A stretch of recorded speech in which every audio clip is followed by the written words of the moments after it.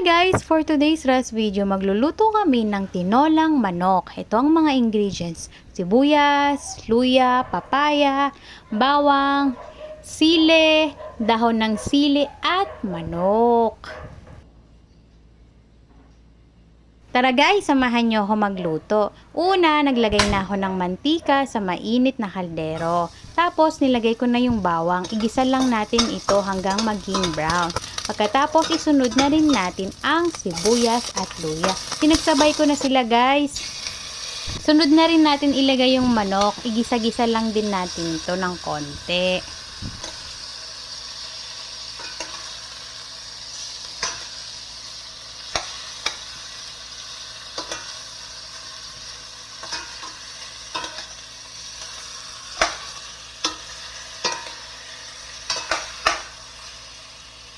Pagkatapos, nilagyan ko siya ng isang kutsara ng patis.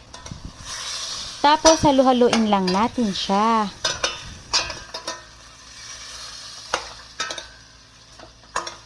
Isa ito sa paborito kong luto ng manok guys, yung tinola. Kayo guys, ano yung paborito nyong luto ng manok? Comment naman kayo.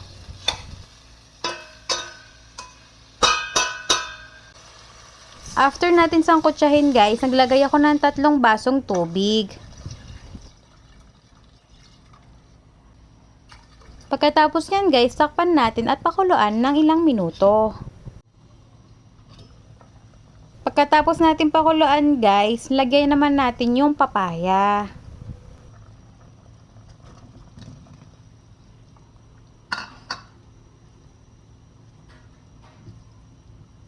Sobrang sarap nito guys, sabaw pa lang, ulam na.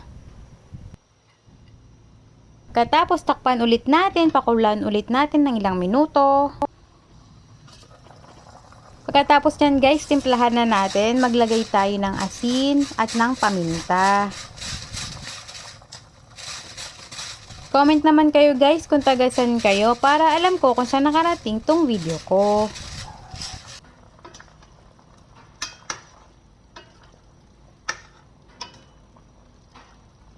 Pagkatapos natin timplahan guys, ilagay na rin natin yung dahon ng sili at yung siling green.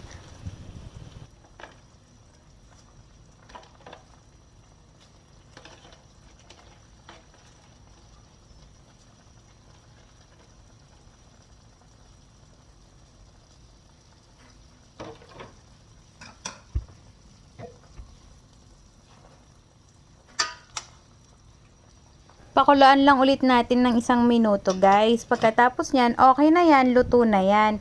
Ready to eat na. Ito na yung finished product guys, ang tinolang manok.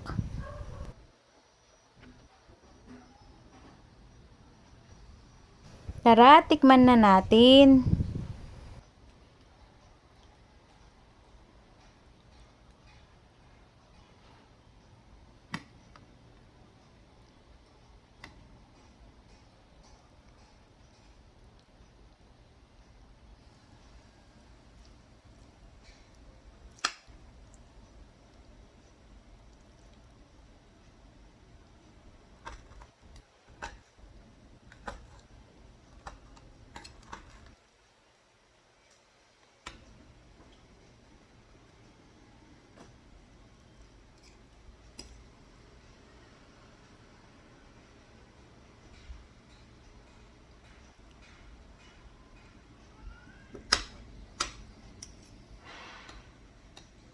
Sobrang sarap guys, lalo na pag sinawsaw mo sa patis at nilagyan ng sili. Yun lang, thank you for watching, follow for more videos, bye bye!